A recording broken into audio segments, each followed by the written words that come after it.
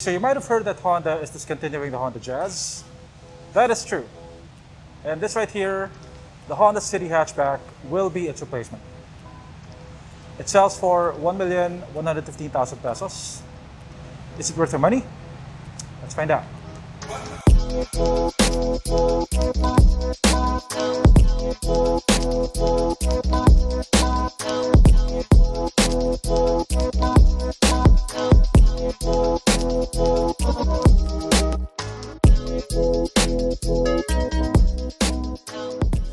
Okay, this is the Honda City Hatchback. It looks very similar to the Honda City Sedan, at least here at the front. In this video, we won't just compare it to the sedan because they're practically the same except for the trunk. We'll also compare it to the outgoing Honda Jazz.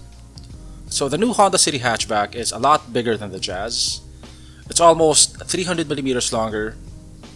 The City Hatchback though is 200mm shorter than the sedan. Because it's shorter, the height of the car is more emphasized. I think it looks taller than the sedan. And I think it looks a lot taller than the Honda Jazz. The Jazz looks lower and sportier. The Honda City Hatchback kind of looks like a small crossover to me. Especially when I see this wheel gap, which barely passes my fist test. Like the previous Jazz, the City also has 16-inch wheels. But the City is a bigger car, so the wheels look proportionally smaller. Anyway, that's not really a major issue as aftermarket wheels are pretty affordable nowadays. I think the car would look much better with 17s or 18s. And I think the lifted look would be easily remedied with a set of side skirts. The rest of the car looks very sharp. The front looks very aggressive. It looks similar to the Civic and the Accord, with this protruding grille that extends over the headlamps. These extensions right here look like eyebrows, which give the Honda City Hatchback a pretty menacing look when you see it from the front. The car has LED lights with these bling bling vertical slats. You have these aggressively styled faux air vents, which house the fog lamps. And you have this lip with this faux carbon fiber look. From the side it looks properly designed. By that I mean it looks like it was designed to be a hatchback from the start. It doesn't look like one of those cars that were converted to be something else at the last minute. All the lines flow smoothly from the front to the back. Compared to the Jazz, which has swooping lines, the lines here are more straight and more horizontal, giving it a longer and more mature look. The back looks very sharp. It has an almost European look to it. I love the taillights. They remind me of the taillights of the BMW 3 Series. They're smoked LEDs. And then the car has these sporty little details like a shark's fin antenna, a rear spoiler, and it has this diffuser-like cladding at the bottom of the bumper. It's a lot more prominent than the one on the sedan. Overall, I think it's a good-looking hatchback. The only thing is that I wish it came with side skirts like the outgoing Jazz. Unlike a set of bigger wheels, which the car could also have used, I don't think a set of side skirts would have increased the price by a significant margin.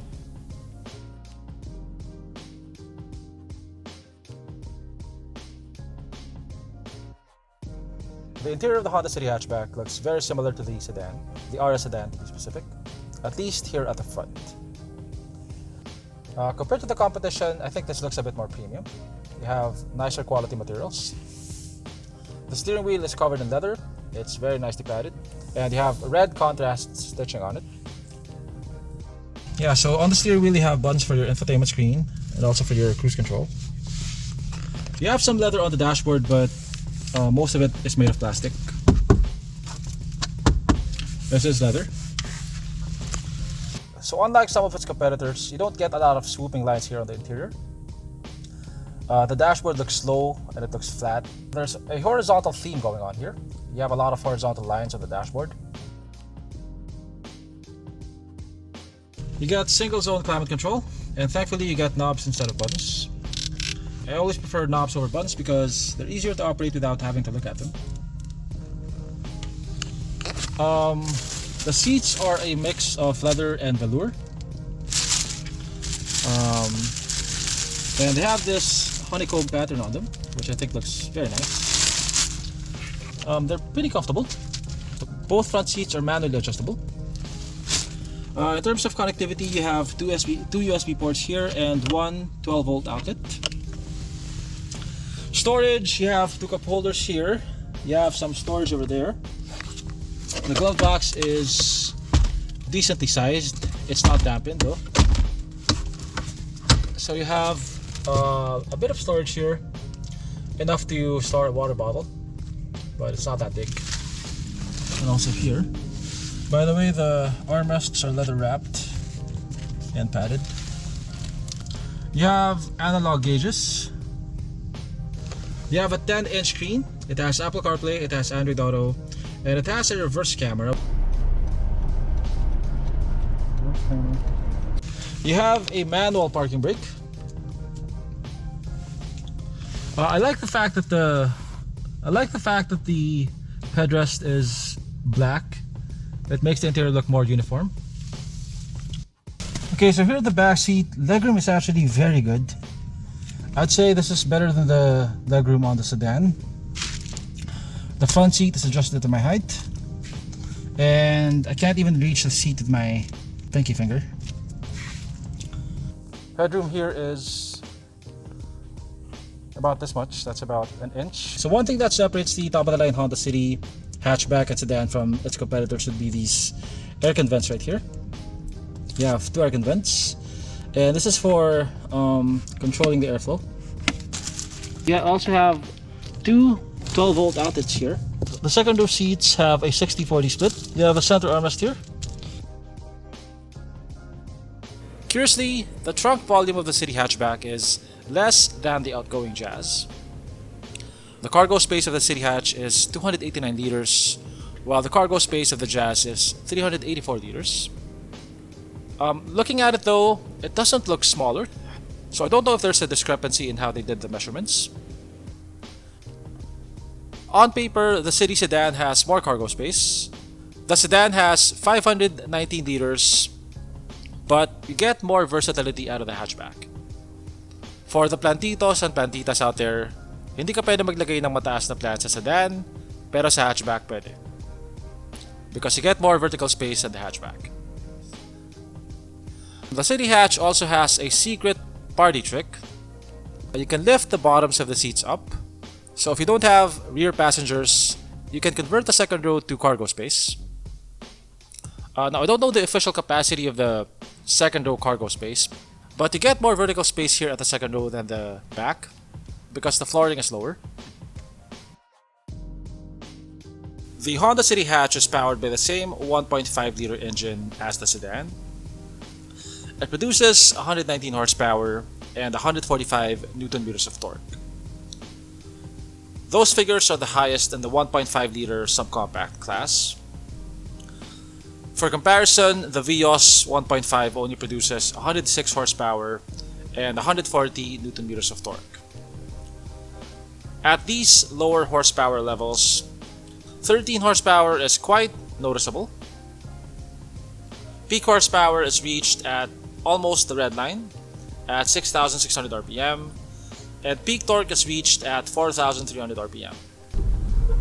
Now, there's no demo unit available for the hatchback yet, but I got to drive the sedan a couple of months ago. The sedan and the hatch are mechanically identical.